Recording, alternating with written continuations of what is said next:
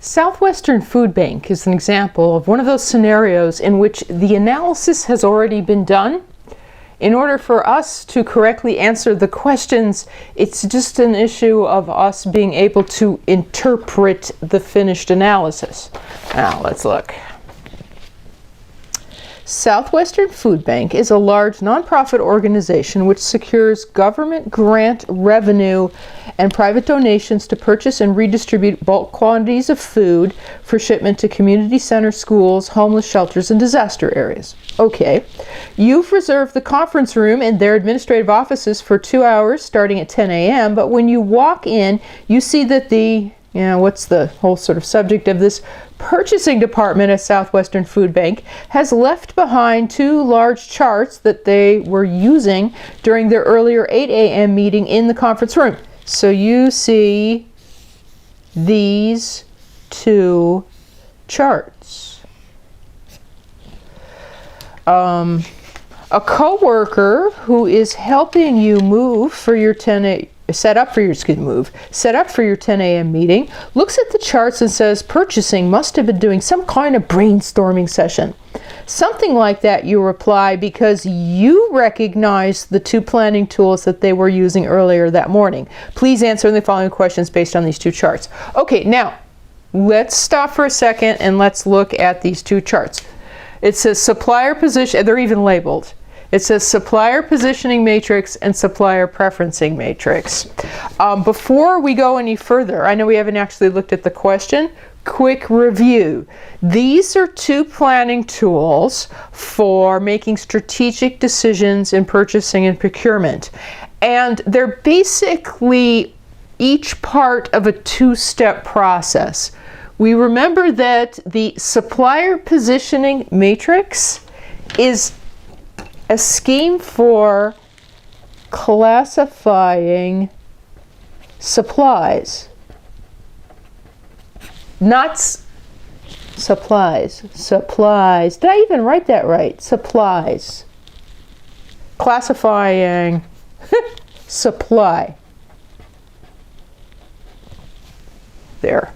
Little messy, but you say, what? Yeah, no, see the sort of things that are on the chart, dairy products, delivery services. This is a scheme for classifying things that we need. Like if we are Southwestern Food Bank, supply. You know, we need the supply of this, a supply of that. As opposed to, why am I going on about that? The second half, supplier preferencing matrix, notice they both start with supplier, but this one is about supplies. It's only the second one that's about suppliers. All right, classifying. Let's see if I can write this neater. Suppliers.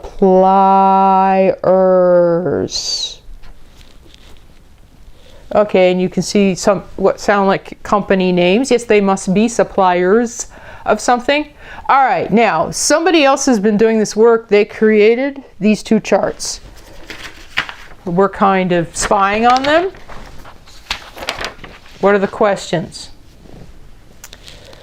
Which of the spending categories, okay, that would be supplies, has the purchasing department apparently identified as a priority and now appears to be searching for a long-term strategic supply chain partnership with another organization?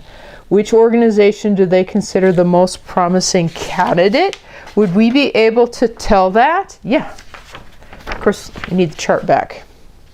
Remember I said 2-stage process? Okay, first stage on the left. All the different supplies. They've arranged the names of all different things that they need on this map according to, now wait a minute, from left to right is the amount that they spend, annual expense. Things that are farther to the left, they don't spend so much money on. Things that are farther to the right is stuff they spend a lot of money on.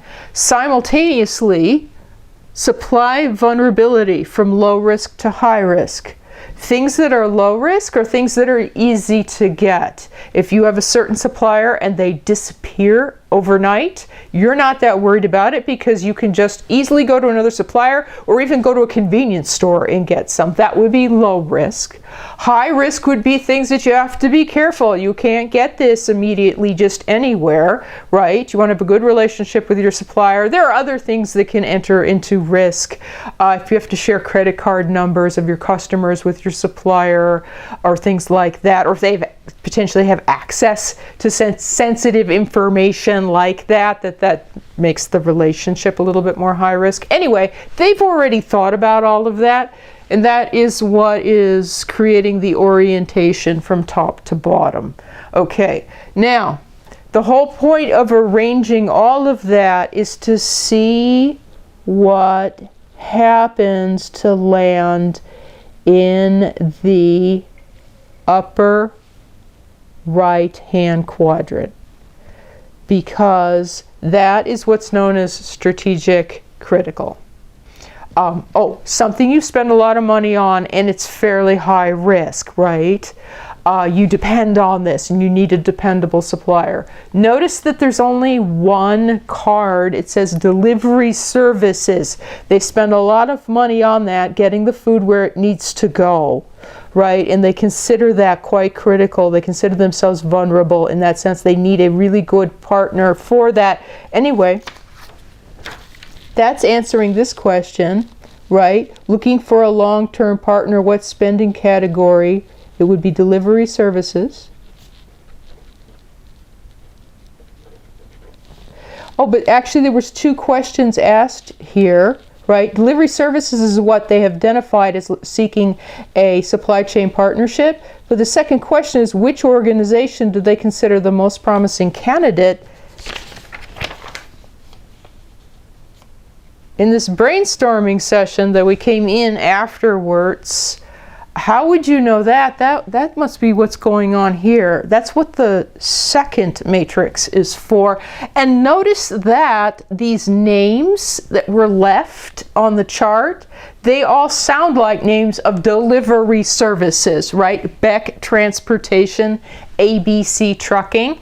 Oh, so apparently in the first round here, they sorted through everything and identified delivery services as what they should be seeking a long-term strategic partnership for, right? And we see it too. And then they proceeded on to here. These are several different companies that could provide that. Which one would be the best candidate? Now, what's going on with this second supplier preferencing matrix? Okay, how did they arrange these names? Well, similar to the first one, left to right here, it says value of the business, meaning like your business, how much you spend. Yes, it is essentially whether you spend a little or you spend a lot, except it's from their viewpoint. The one thing to remember about the supplier preferencing matrix is it's not indicating necessarily who you would prefer, it's indicating who would prefer you. Right? What supplier would prefer you? Do your business, how much you're going to spend. Would that be a lot for them? Would that be high? And this is actually what you're going to spend in proportion to like how big they are and how big their clients are. Anyway, if the value of your business would be high, you'd be a good client to land from their perspective, then their name gets located more to the right. And then if you're not going to spend a lot, or you think you're going to spend a lot, but they have a lot of other business. They're a very, very big company. Their name gets located kind of more to the left. Oh, now, up and down, what's going on there? Attractiveness of the account. Okay, that's kind of a catch-all category for anything other than the money that might make you more attractive or less attractive as an account. And you think, well, what other than money would make me more attractive or less attractive as a client, whether I'm going to spend a little or spend a lot? Oh, this could be a lot of different things.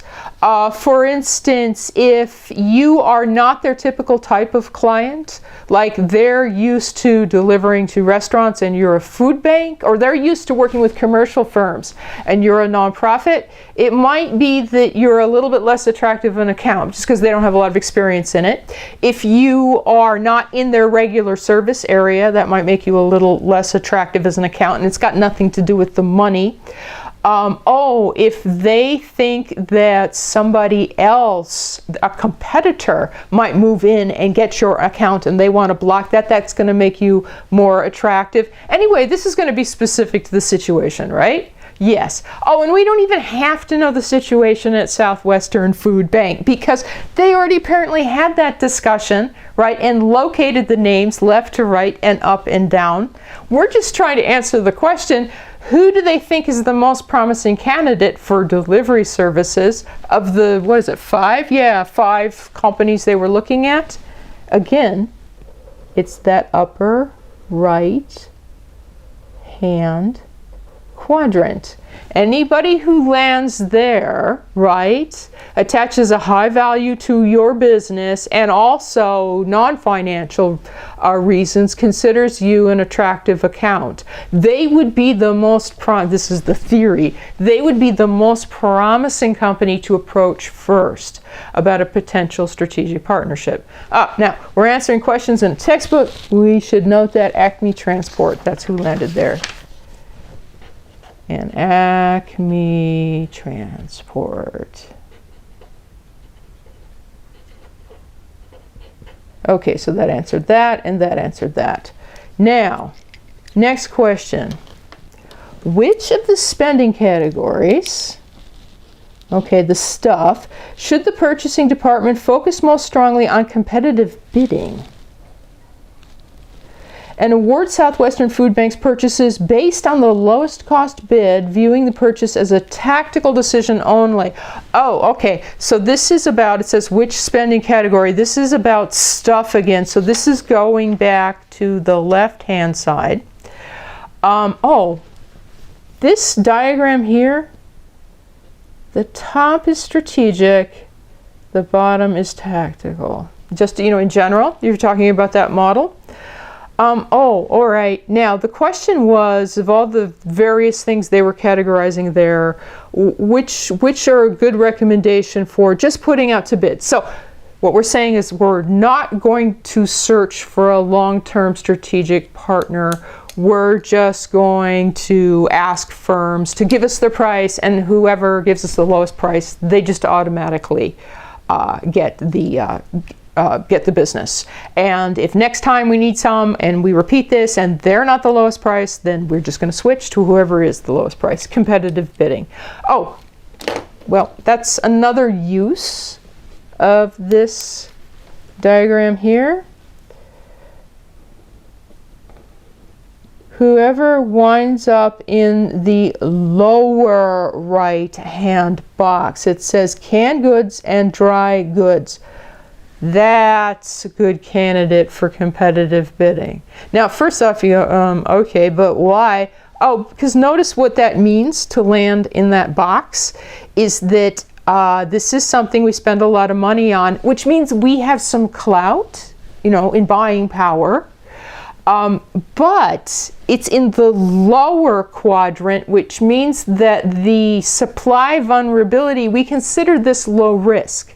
So we don't mind just putting it out to bid, taking the best bid, and switching as need be, making our suppliers compete against each other versus partnering with them. Because if something went wrong, we feel like we could switch to somebody else very easily anyway. So that's what makes it attractive in those terms. Anyway, if it lands here, competitive bidding, so I should note these two things, canned goods and dry goods.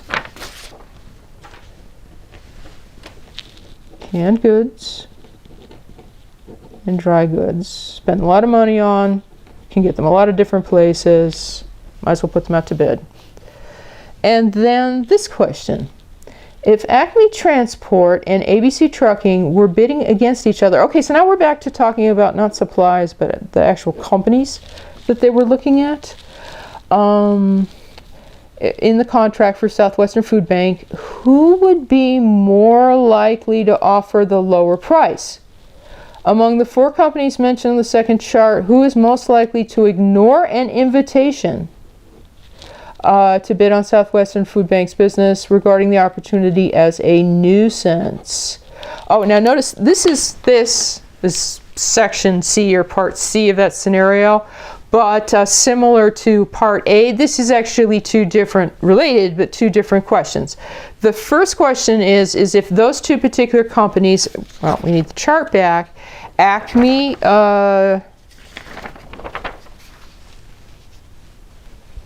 Transport, and who was it? ABC Trucking. Acme Transport's here. Where is ABC Trucking? ABC Trucking is here.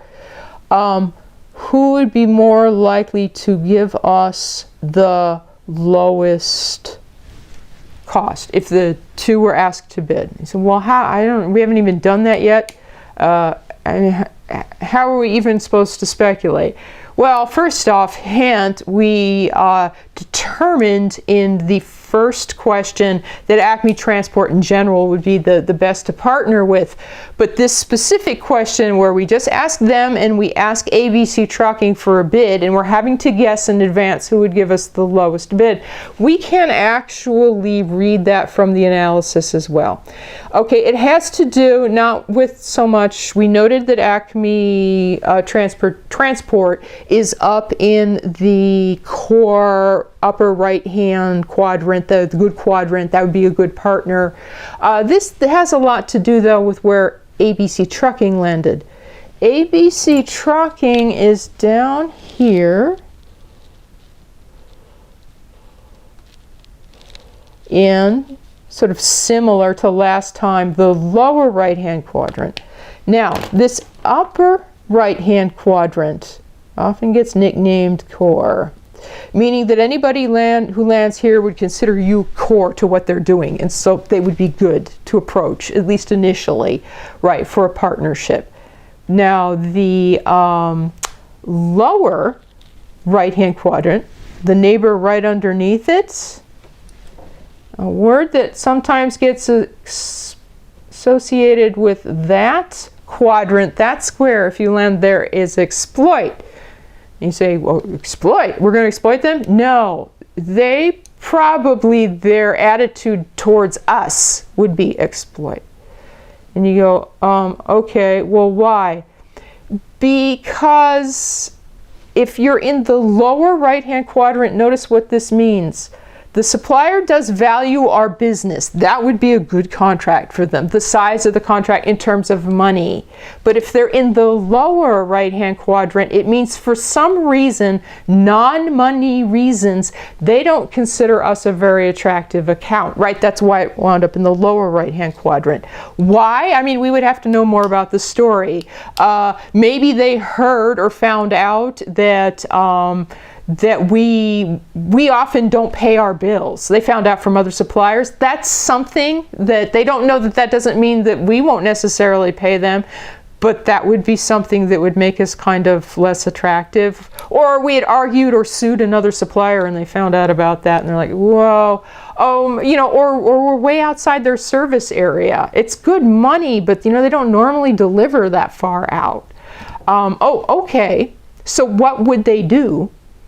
They would probably bid because it's good money. They're on the right-hand side, but they're not going to give us their best price. That's kind of the purpose of finding out who's in this particular quadrant right here, is to find out who would probably bid, but keep in mind, because of these other issues, they're probably not going to give us their best price. Now, anyway, we were just trying to ask a question or answer a question between this one, Acme Transport, and this one, ABC Trucking. If they both bid, which one would likely come in with the lower bid? Well, the answer it would likely be Acme Trucking.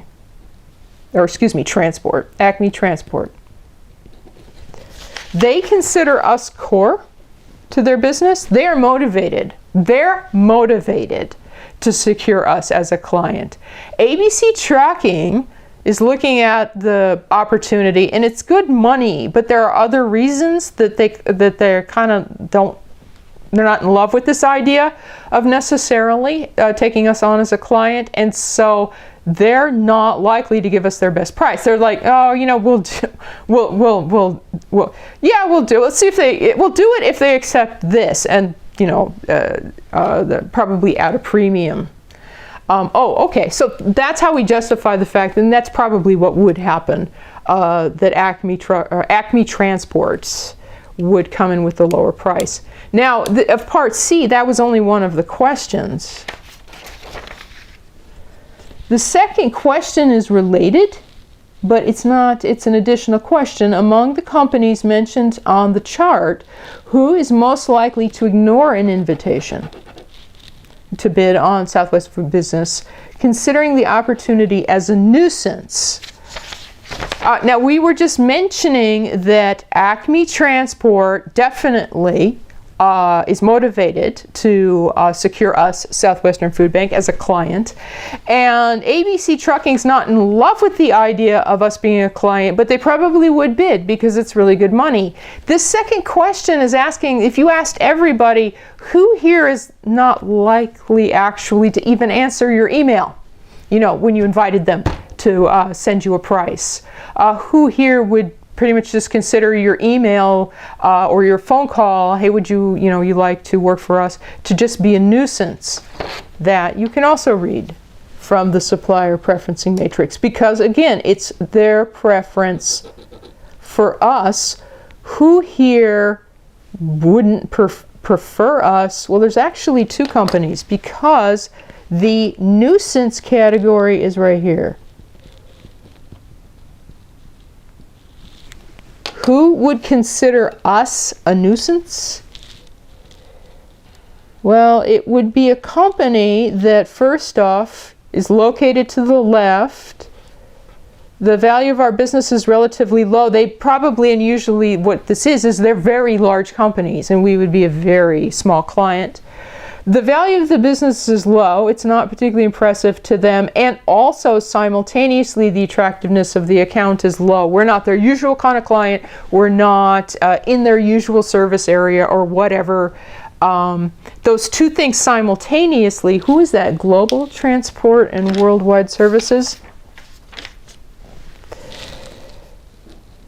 That's the answer.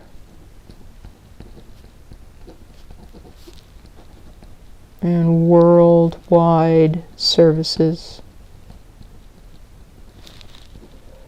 probably won't bid. So this is second half. These are the ones that would consider us a nuisance. Acme Transport, likely to give best bid. Right, the first half between those two. So, in summary, remember, we're looking over the shoulders of the purchasing department. The supplier positioning matrix, that helps you sort through everything that you have to purchase to figure out, well, what do you want to work on really hard and find a strategic partnership? What should you just put out to bid? So on and so forth. The second half, once you find out who you would like to partner with, just who's in here, then you move to here, and that's how you organize all the different companies that might provide that particular supply that you've determined is critical. And you're organizing them, ironically enough, not according to whether you would prefer them, but you're trying to guess through this map which one of them would or would not prefer you.